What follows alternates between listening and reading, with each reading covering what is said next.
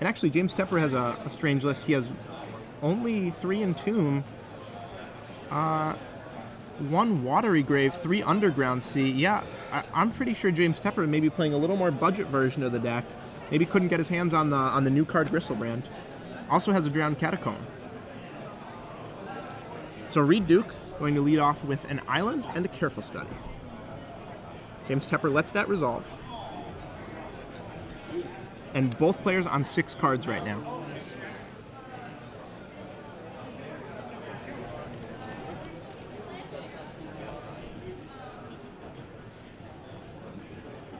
And Reid trying to decide what to discard here. Now, this is tough for him because he has no idea what his opponent is playing. So he doesn't know which fatty he should pitch. He doesn't know which spell he should pitch. Ends up going with Gristlebrand Swamp. I actually disagree. I think it's, hey, look, a Gristlebrand. Well, that one was easy. The Swamp was probably a little trickier. Fetch land. James now with the privilege of having a sense of what Reid Duke is playing, if he didn't already have a sense from perhaps the potential for someone like Reid Duke to be noticed earlier in the event. Right, so if James Tepper has a Reanimate here, this game is going to be quite the turnaround. Reid Duke wouldn't have been expecting that. And we'll see if he has it. That's actually a good point, going back to that Gristlebrand moment, that since James can actually jack the Reanimation, you are right that it is a little bit more to think about there. Brainstorm, Ponder, Exhume. Yeah, and James Tepper, of course, takes the Business Spell, takes the Exhume. Sort of a dangerous card in the Reanimator mirror, as is Careful Study. There's a lot more play in this matchup than you might think because of these cards that are symmetrical or can hit the opponent's graveyard. Reid, Brainstorm.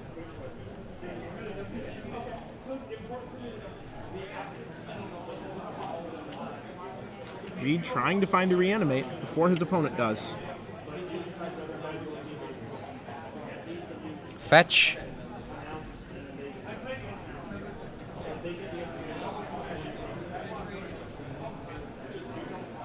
$199 life to 19 life. Wait, I mean 19 to 19. There we go.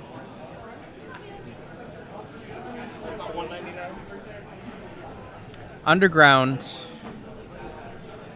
Ponder. Yikes.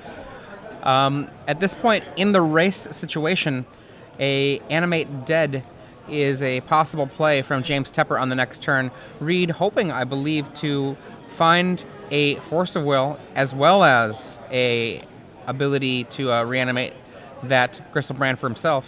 Right, now both players have to play with a bit of tension here because of how quickly this matchup can just turn on its head. I mean, essentially, Gristlebrand in play changes these decks into Necropotence decks from old school days. That would be like tricks where you would see Necro, draw a ton of cards, look, I found a Force of Will, now you can't stop me, now I win. Exactly.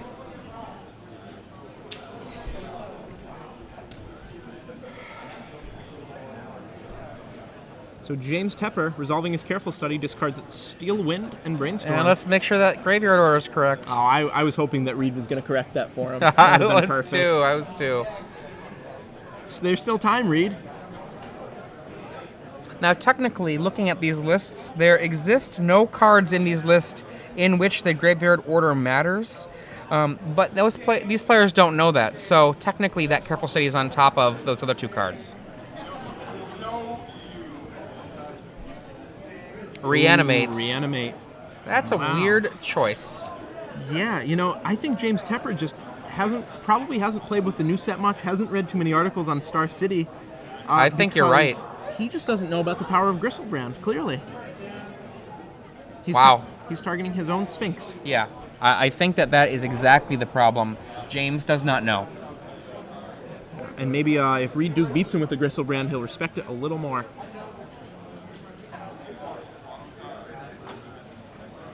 Now, rounding out Reid Duke's other reanimation targets, he has an angel. Oh, wait, it is the Gristlebrand. Huh. Okay. I guess maybe he was just. There was a discussion about what was in James's graveyard, perhaps. Right. Okay. So Reid Duke has 4 Gristlebrand, 1 Angel of Despair, 1 Sphinx of the Steelwind, 1 Blazing Archon, and a Hapless Researcher. I think the only thing I would be doing right now if I were Reid Duke is just trying to see as much of James's deck as possible, just to see if I can glean anything from it. For example, if I see 2 Jin Cadaxis, I might presume that there are less Gristlebrands in James Tepper's deck. Right. A lot of people have gone down to 1 Jin Cadaxis and replaced all the rest with Gristlebrands, but if I see a second one, I would think maybe he's only got 1. In the actuality, it's 0 in James Tepper's deck. Right. But just a little bit of information, because I do not think that Reid can come back from a Gristlebrand bring in play. No, it's going to be tough. Now, James Tepper can only draw 7 cards if Reid tries to make a play this turn. So there's definitely a chance that James Tepper doesn't have a Force of Will, doesn't find a Force of Will in his top 7. We'll see what Reid comes up with here. Even reanimating a Sphinx of the Steelwind wouldn't be that bad.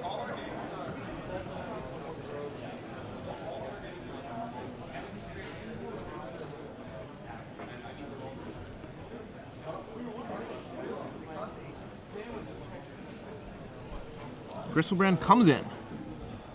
Gain 7 more cards. 18 to 12. Brainstorm. For those of you who are just joining us, I'm Adrian Sullivan, joined in the booth by Zach Hall. You can see on the left James Tepper, on the right Reid Duke, playing a Reanimator near mirror match. Yep, James Tepper going with the more traditional build, with the normal reanimation targets. Reid Duke, 4 Gristlebrand.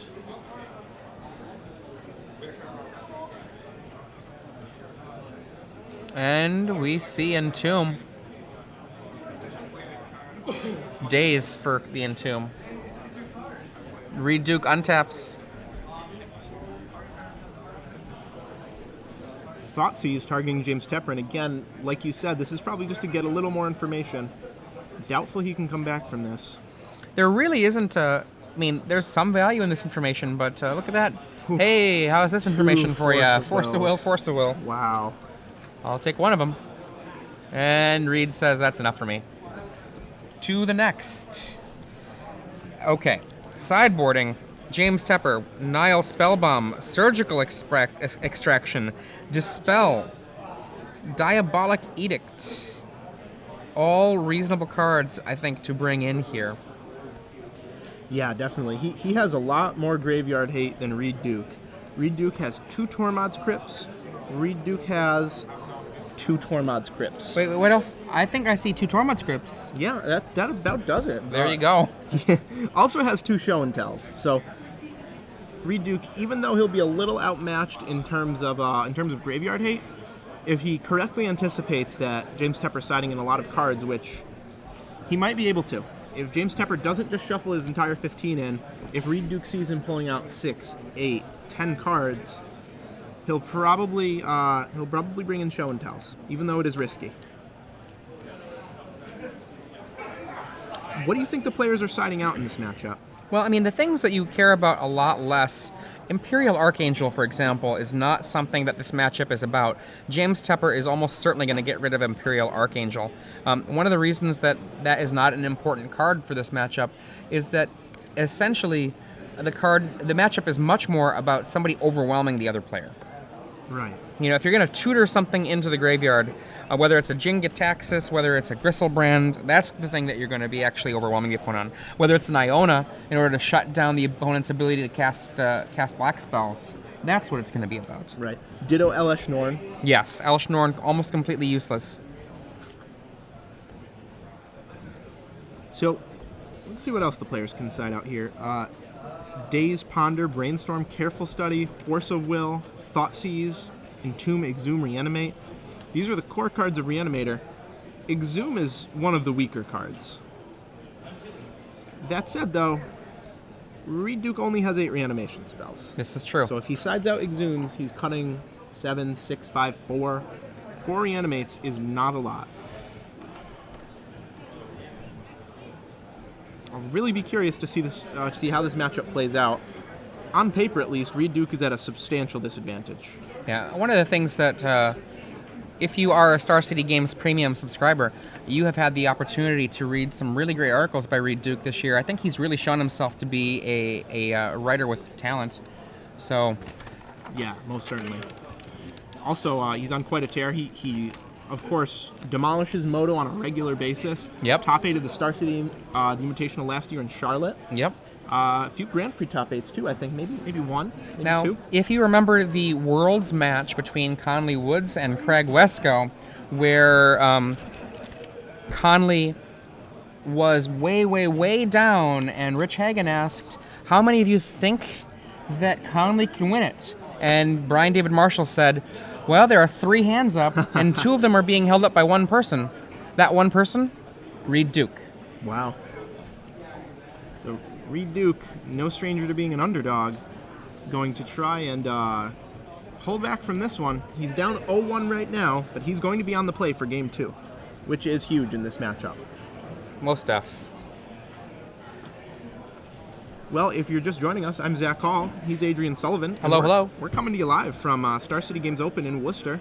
We're in round 5 out of 9, and we're watching James Tepper on the left, Reid Duke on the right.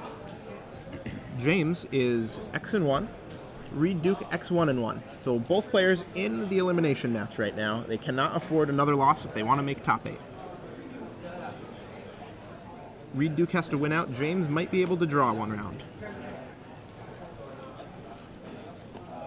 Do you think we'll see any parishes out of Reid Duke this game? I hope so.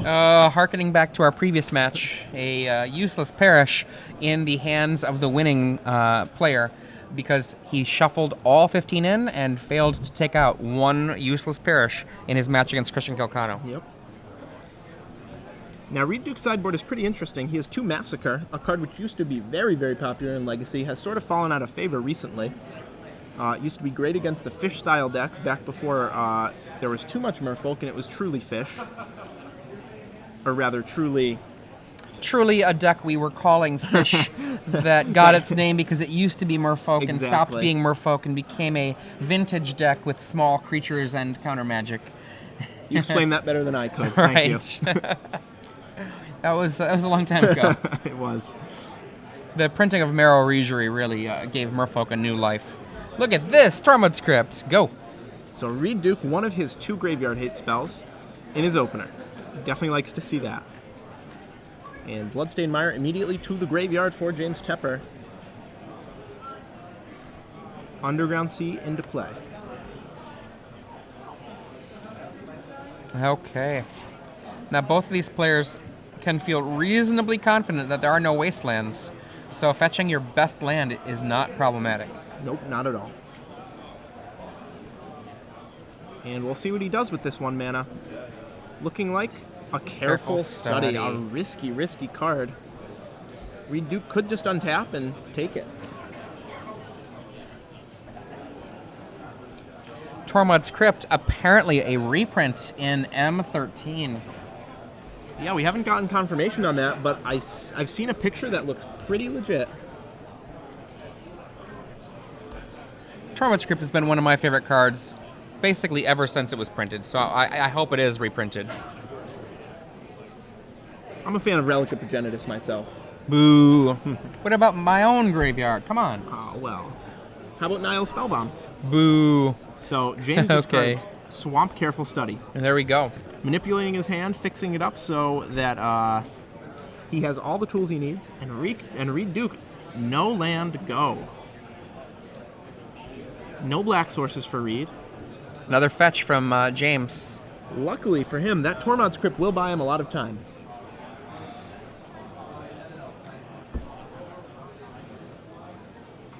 Basic Swamp for James Tepper.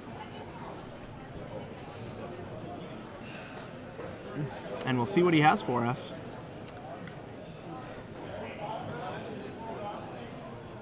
Looks like a Ponder. Interesting that he used his fetch land first. Usually you want to save your fetch land in case you want to shuffle away cards with Ponder. But he'll shuffle anyway. So it doesn't end up mattering. You know, I see he has that swamp there. It's a nice swamp.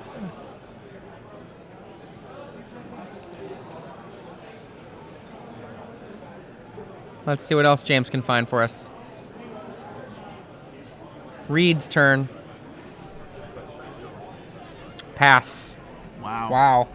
I'm wondering if Reid's hand is something like Force of Will, and then perhaps Thoughtseize, Force of Will, Gristlebrand, Show and Tell. Sounds pretty reasonable. Something like that. I mean, there has to be a reason he kept this hand. Right. And one Tormod's Crypt might be it, but I'm guessing he has other tools as well.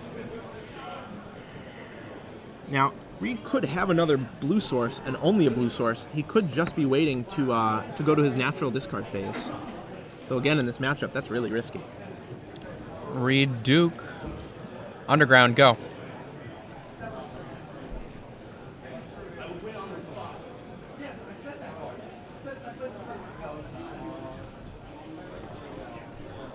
James Tepper fetches out an Underground Sea.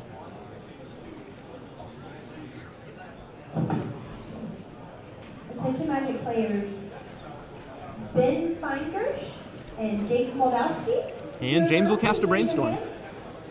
Wow. James doing some serious deck manipulation here. Reid, I think, has every reason to feel a little nervous.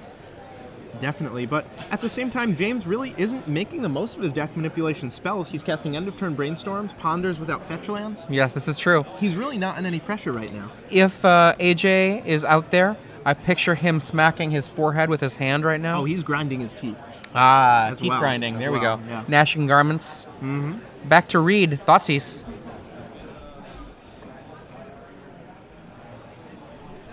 Reveals a hand of Daze, Reanimate, Exhume. So That is an unexciting hand for James versus a single Tormod's Crypt. right, he has no Force of Wills.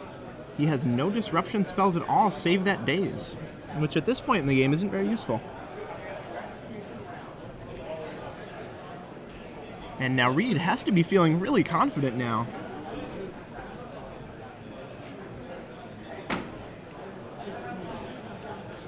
Not sure what we'll see him take here. Goes with the Exhume. So maybe he figures James Tepper already at 16. Not possible for him to cast 2 Reanimates this game, so why not take the Exhume? Overload your opponent on Reanimate. A message from Pro Tour old school dinosaur Saul Malka. He claims, not claims, he's talking about Phyrexian Furnace as his anti-graveyard card of choice. Kicking it old school. Yes. He's bringing up a moment with Antoine Ruel where Antoine, after losing to Saul, goes up to one of his friends and is like, oh, he had main deck Furnace. I had no chance. Why'd he have that, Antoine? How times change. Beats me. Thanks for that anecdote, Saul. And we sit here with that Tormod's Crypt just holding things down. James just not able to do anything with all those reanimation spells and a single Tormod's Crypt stymieing the whole mess. Did Reid Duke just discard a Thoughtseize? Yeah. Wow. That's interesting. Just so he can get end of turn into. I see. That makes sense. So he'll EOT Exhume, or Entomb rather. He knows that James Tepper has no instant speed reanimation spells in his deck. There aren't very many. Nope. Necromancy being one of the very few, but that's only a temporary reanimation when you do it as an instant. Right. Gristlebrand. Wow.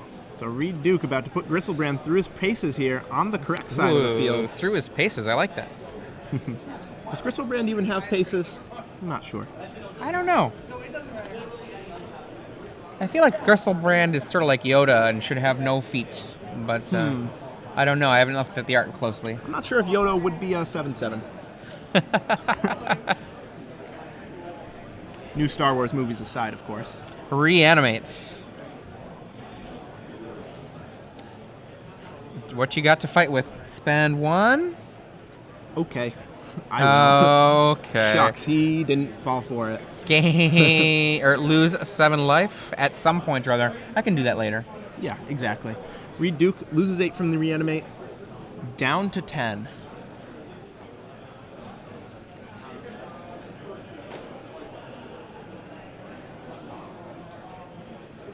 And Reid swings. 7 more life is 7 more potential cards. Yep. Reid Duke up to 17. James Tepper falls to 9. And at this point, pretty safe to say that this game is close to over. Reid Duke hasn't used any Force of Wills. I think it's a hey goodbye on to yeah. game 3 here. As Gristlebrand seems to be. It's really a card that doesn't allow any comebacks. In order to come back from Gristlebrand, I mean, you just have to be very narrow. I've seen Gristlebrand in play beaten down by a Caracas, you know, because the Gristlebrand was in the Sneak and Show deck, and it was only Emrakul and Caracas. Emrakul and Gristlebrand. And I think Darwin Castle actually got a draw this way, where he just couldn't actually get through. I'll have to check with that. Wow. 1 second. Round 2, Darwin, was that a draw? I do have a draw. Yeah, and I believe like the way that ends up happening, there's a Jace the Mind Sculptor out that bounces the Gristlebrand, so it always has Summoning Sickness, and a Caracas, so that you know, you never have to deal with that card. I mean, the Sneak and Tell. Yeah, I mean, he can draw as many cards as he wants. Yeah, if if can't connect, it if doesn't do anything. if it's through Show and Tell, it's not going to work. If it's through Sneak and Tell, you get the haste in there, but then in that case, it was Terminus and the Caracas just doing a ton of work. Right. So, Caracas is a card that's it used to see absolutely no play in Legacy, and it's just been growing Yeah. and growing slowly and slowly. I mean, the Sneak and I can't speak Show and Tell and Sneak Attack. The Sneak Attack being the way you can get the haste, but if you don't have both legends, you can't get them through. Right. So that, of course, a different deck, a different matchup. I'm sure we'll see it at some point today. Oh, yeah. Very popular Legacy deck, very powerful Legacy deck. So as they sideboard for Game 3, with James on the play, what does he need to do differently this game?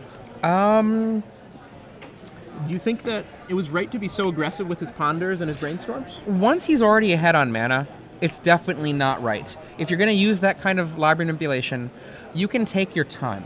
You have to deal with a Tormod's Crypt anyway, so you're not going to be able to power through with something very fast. Instead, you've just got to set up a situation where you can force the Tormod's Crypt to be cracked. Your opponent, only what, an island? Yeah. Only an island. Slow it down a little bit, you know, make sure that you're getting the most mileage you can out of your Ponder and Brainstorm. Yeah, I completely agree. And, you know, on the surface, these cards are pretty easy to play. Okay, draw 3, put back 2. Look at the top 3, you get 1. But really, there's so many different things you can do with fetch lands, with shuffle effects, with Entomb. It's This is one of the reasons. to play. This is one of the reasons I hope Brainstorm never leaves Legacy. I think that Brainstorm makes Legacy the skill testing format that it is. right. I think that you can hand someone that AK-47 in Legacy, and they can just shoot their foot. That's definitely true. How many turn 1 Brainstorms have we seen on camera? A few. A lot. Yeah. And to be fair, there are even times where the turn 1 Brainstorm, though it is suboptimal, is correct. Oh, definitely. It's just not usually the case.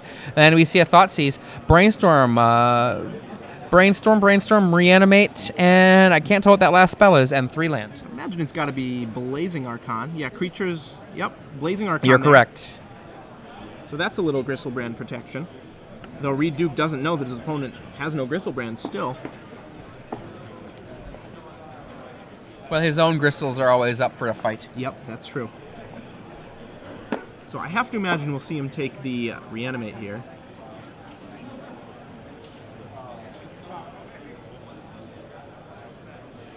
Such a powerful card in the matchup. Now, if he could take that Reanimate and then Surgical Extraction it, he doesn't know it, but Reid Duke would only have Exhumes left in his deck. Perhaps Show and Tell? Yeah, perhaps Show and Tell. Also risky, though, just like Exhume.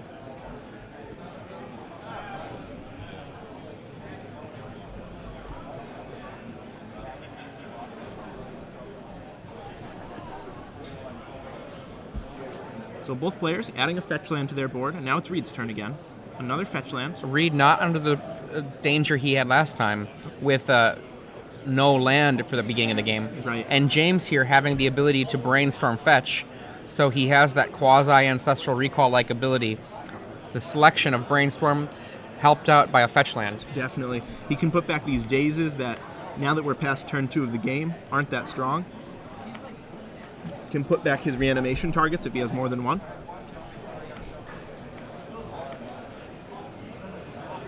I believe we see Melissa DeTora finishing up 4-1 this round. Okay, Enchantress making a run. So James Tepper fetches out Basic Island, and we'll see what he has for us on his main phase.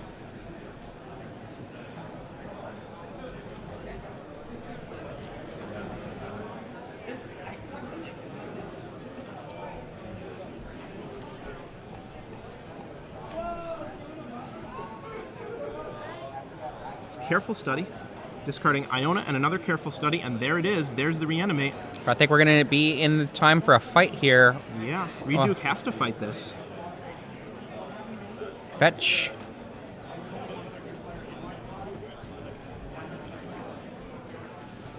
This gets Underground Sea, and we'll see if Reid Duke has left Dazes in his deck. If so, this would be a perfect time to use it.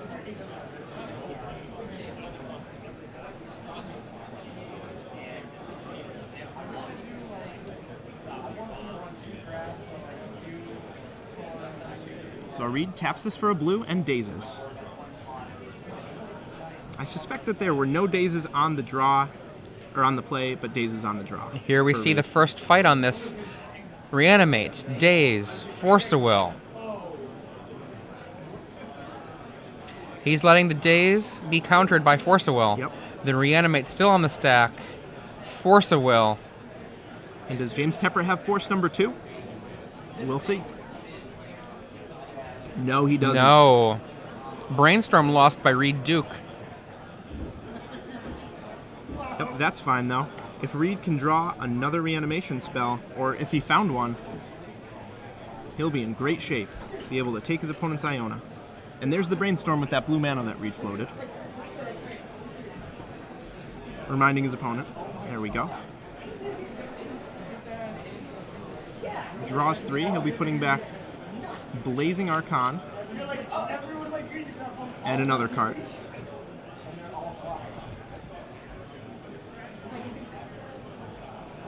Oh, this is an interesting card, the spoiler that you're looking at. Yeva, Nature's Herald. 4 mana, 4/4 with flash that gives green creatures flash. Yeah. Yikes. Seems pretty good. I see myself running into that one a lot in Limited.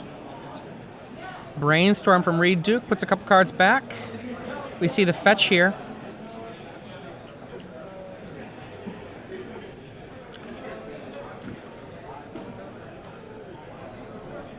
And this will fetch up another Underground Sea for Reid. And we'll see if he has an Entomb for us.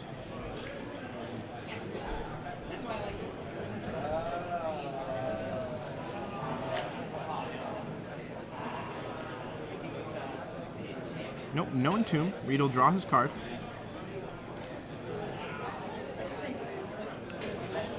Polluted Delta. Oh, Tormod script. Slow thickens. down. And it's really interesting that James Tepper hasn't found a single Nihil Spell Bomb. He might have Surgical Extraction, but no Nihil Spell Bombs yet. He's sided in a total of 5. Now we're in draw-go mode. Both players, if they're lucky, laying a land. Otherwise, just going draw, go. Yep. Entomb at the end of the turn. That is on the stack, not in the yard just yet. Don't tell James that.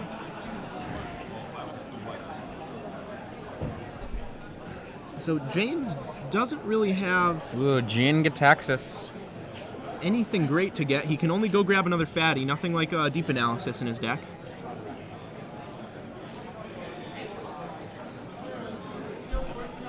He'll untap and draw.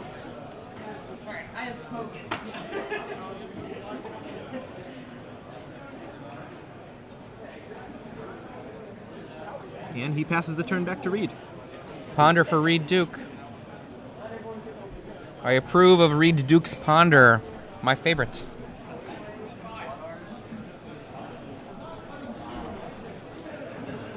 There's James's graveyard. You see a Jin Gitaxias and an Iona. Both players have used 1 Force of Will already. Important to keep track of that because that's the only hard counter in either player's deck.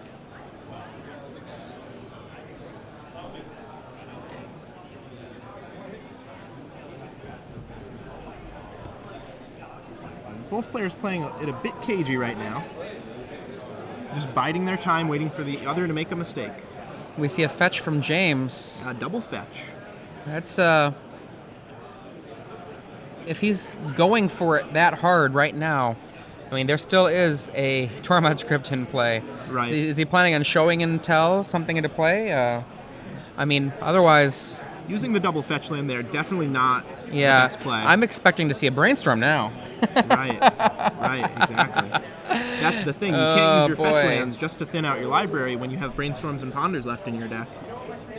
It's just neutering your future draws. Yeah, the selection is far more important than the minimal benefit you gain from that kind of... I mean, like, look at this. Contrast that with Reid Duke, who has set up a card with a ponder and then been able to fetch after that. Right. So that's just... I think we see the talent of Reid Duke here clearly showing that he's maybe a more honed tournament veteran, perhaps, than James Tepper here. Yeah, these 1-mana blue spells, they look pretty simple, but a lot of people make mistakes with them, and it's easy to do. Another ponder from Reid. Digging, digging, digging, digging. Now, you know, something pretty interesting here. If it ever gets down to this point that both players just have too much graveyard hate, James Tepper cannot cast any of his fatties. Reid Duke can cast his Gristlebrands. Sort of a corner case. I don't know. Are you right on that?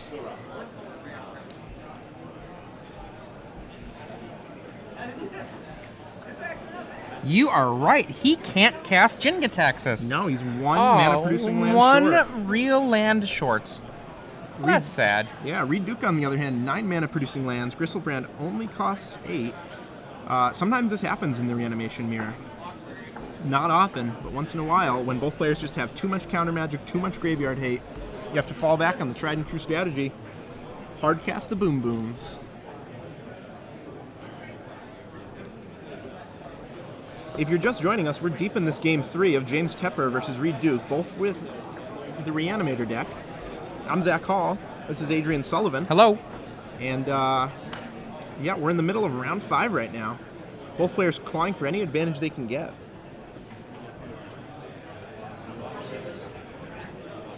Thoughtseize is hanging out. What you got? Forced. Excuse me. Forced, Careful Study, and is that Archangel? Yep, Imperial Archangel. A card that I think should have been probably sideboarded out. Yep, probably. So James Tepper right now has used 1 Reanimate. He's used 1 Force of Will. Same with Reid Duke. 1 Reanimate, 1 Force of Will. Both players still with a pretty high density of these spells in their deck, despite all the cards they've seen.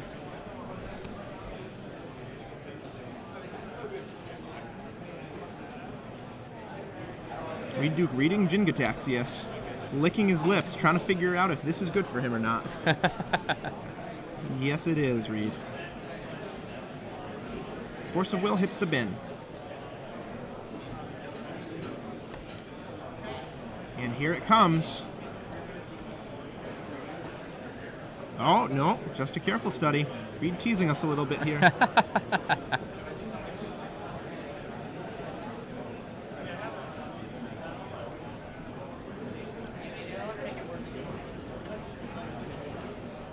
How many cards does he have in hand? You know, he has been holding his hand back far enough that I have never had a sense from either of these players of how many cards they have in their hand. Reanimate. There it is. Remember, no interactive cards in James' hand right now. Nope. Careful Study and Archangel. I think we can call this the elbow drop. Yeah, he'll take that Jin-Gitaxias. He'll draw 7. With Tormod's Crypt in play, I don't see any way out for James Tepper. James, Reid Bottom, please come. And he'll go to his discard phase. James, Reid Bottom, please come to the bench stage.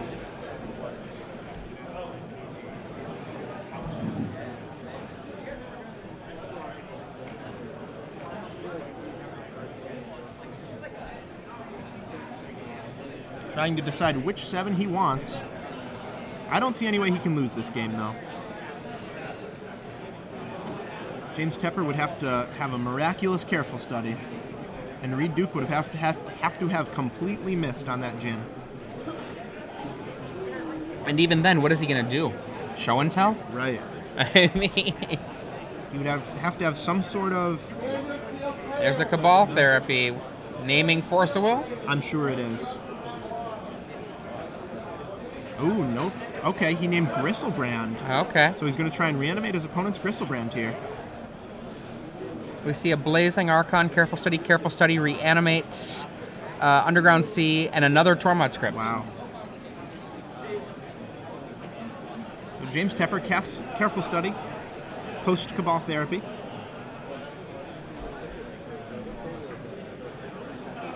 Ponder.